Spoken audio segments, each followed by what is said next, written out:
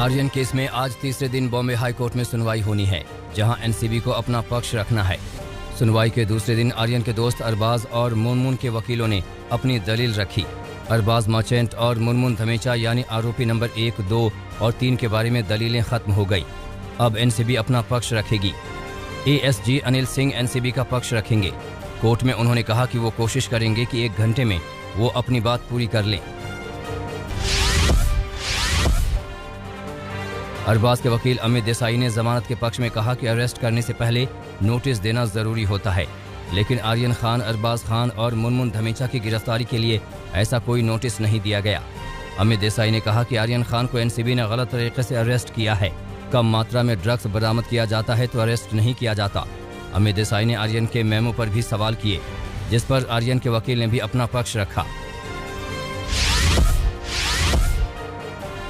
Aryan case की जांच कर रहे समीर वानखेड़े की मुश्किलें भी कम होने का नाम नहीं ले रही हैं।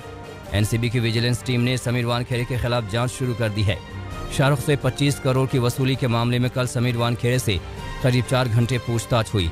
इस मामले में एनसीबी की टीम गवाहों से भी पूछताछ करेगी, तो वहीं शाहरुख खान के मैनेजर पूजा डडवानी से भी सवाल जवाब किए जाएंगे। मामले के 2 गवाह केपी गोसाई और प्रभाकर सैल को एनसीबी ने पूछताछ के लिए बुलाया है। प्रभाकर सैल ने समीर वानखेड़े पर शाहरुख से 25 करोड़ की वसूली का आरोप लगाया था। नवाब मलिक ने एक बार फिर से समीर वानखेड़े पर हमला किया है। नवाब मलिक ने समीर वानखेड़े का निकाहनामा दिखाया, जिसमें वानखेड़े को मुस्लिम बताया गया है, जबकि नवाब मलिक का कहना है कि उन्होंने दलित बताकर IRS की नौकरी पाई है। तो वहीं समीर वानखेड़े के पिता ने भी निकाहनामे को सही बताया है, जिसमें उनके मुस्लिम होने का जिक्र है। नवाब मलिक ने क्रूज पार्टी को लेकर एक बार फिर से सवाल खड़े किए हैं। नवाब मलिक ने क्रूज पार्टी में एक दाढ़ी वाले शख्स के होने का जिक्र किया है, जिसे इंटरनेशनल ड्रग्स माफिया बताया है। नवाब मलिक ने दावा किया है कि यह शख्स समीर वानखेड़े का करीबी है, जिसे गिरफ्तार नहीं किया गया।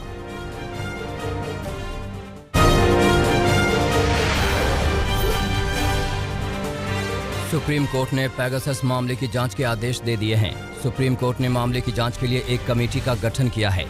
सुप्रीम कोर्ट के फैसले के बाद राहुल गांधी ने एक बार फिर से मोदी सरकार पर हमला किया।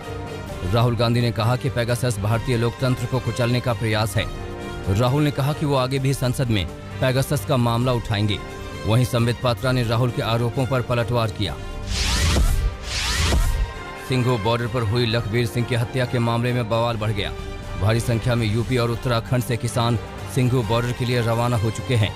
किसानों को कल नरेला के पास रोका गया, जहां किसान और पुलिस के बीच झड़प हो गई, जिसके बाद पुलिस को लाठीचार्ज करना पड़ा। ये किसान लखबीर की हत्या को लेकर सिंघू बॉर्डर पर इकट्ठा हो रहे हैं। निहंग के समूह पर हत्या का ये आरोप लगाया गया है। T20 वर्ल्ड कप में पाक के खिलाफ भारत की हार पर पाकिस्तान का समर्थन करने वालों के खिलाफ योगी सरकार ने बड़ी कार्रवाई की है। इस मामले में पुलिस ने अब तक 7 लोगों को नामजद किया है। यूपी के अलग अलग जिलों में पाकिस्तान के समर्थन में आए लोगों के खिलाफ केस दर्ज कर उन्हें गिरफ्तार किया गया है। इनके खिलाफ देशद्रोह के तहत केस चलेगा। भारतीय सेना की ताकत और ज्यादा बढ़ गई है। कल सतह से सतह वार करने वाली बैलिस्टिक मिसाइल अग्नि 5 का सफल परीक्षण किया गया। इस मिसाइल को APJ अब्दुल कलाम द्वीप से लॉन्च किया गया। इस मिसाइल की रेंज 5000 किलोमीटर बताई जा रही है। सरकार ने साफ कर दिया है कि उनकी नीति वही रहने वाली है कि किसी भी हथियार का पहले इस्तेमाल नहीं किया जाएगा। ऐसे में भारत सिर्फ अपनी ताकत बढ़ाने पर पूरा जोर देगा। मोदी सरकार वैक्सीनेशन को लेकर नई रणनीति पर काम कर रही है। अगले महीने से हर घर दस्तक वैक्सीनेशन कैंपेन की शुरुआत होने जा रही है। इस कैंपेन के तहत डोर टू डोर टीकाकरण का कार्यक्रम होगा।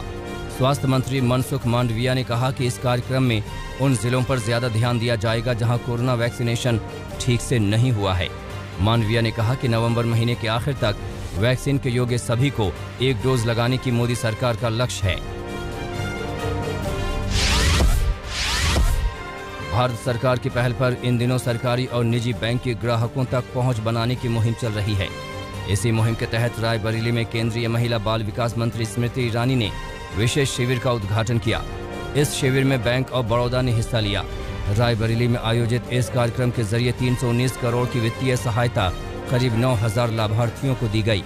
स्मृति ईरानी ने कहा कि बैंकों की इस पहल के चलते ग्राहकों की दिवाली समय से पहले हो गई।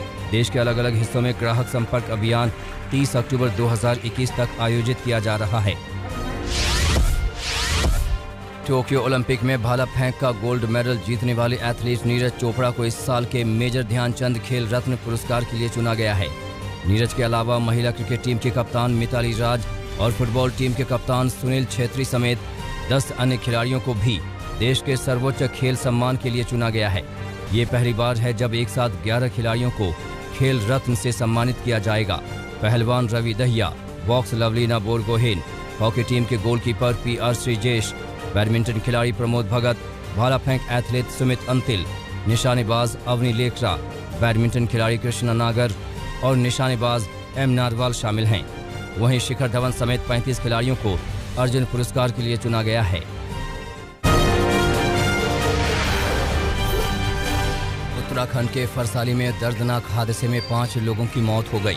हादसे के शिकार पर्यटक पश्चिम बंगाल के हैं, जिनमें रानीगंज के 2, दुर्गापुर के 2 और आसनसोल की 1 महिला है।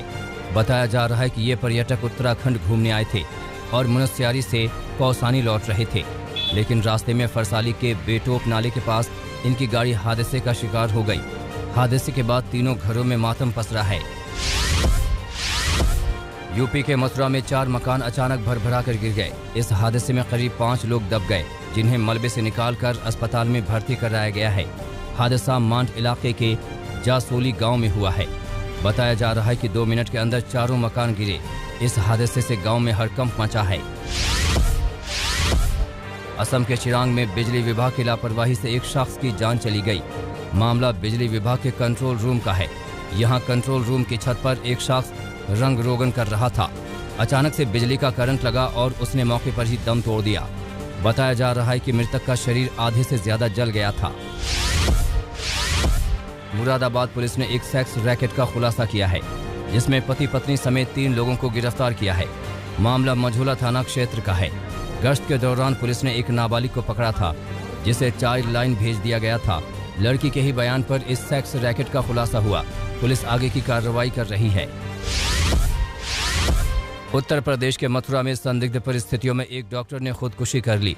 खुदकुशी के बाद परिवार में हड़कंप मचा तो रातों रात डॉक्टर की पत्नी शव को लेकर अपने गांव चली गई। पुलिस ने इस मामले में कुछ भी कहने से इनकार किया है। पुलिस की माने तो उनके पास किसी तरह की कोई तहरीर नहीं आई है। कोई शिकायत आएगी तो कार्रवाई की जाएगी।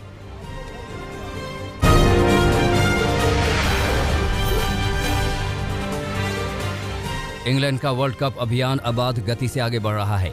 अपने दूसरे लीग मैच में कल उसने बांग्लादेश को धो डाला। इंग्लैंड को जीत के लिए 125 रनों का लक्ष्य मिला था। उसने 14.1 ओवरों में सिर्फ 2 विकेट खोकर लक्ष्य हासिल कर लिया। आज वर्ल्ड कप में सिर्फ एक मैच खेला जाएगा। ये मैच होगा ऑस्ट्रेलिया और श्रीलंका के बीच। दोनों टीमें अपना पहला लीग मैच जीतकर आ रही हैं। ये मुकाबला शाम 7:30 बजे दुबई में खेला जाएगा। रविवार को भारत और न्यूजीलैंड के बीच करो या मरो वाली जंग है। जो टीम हारेगी उसके लिए सेमीफाइनल के दरवाजे एक तरह से बंद हो जाएंगे। परेशानी ये है कि ICC टूर्नामेंट्स में न्यूजीलैंड भारत को बहुत तंग करती है। ऐसे में भारत के लिए ये इम्तिहान कैरेक्टर टेस्ट जैसा होने वाला है।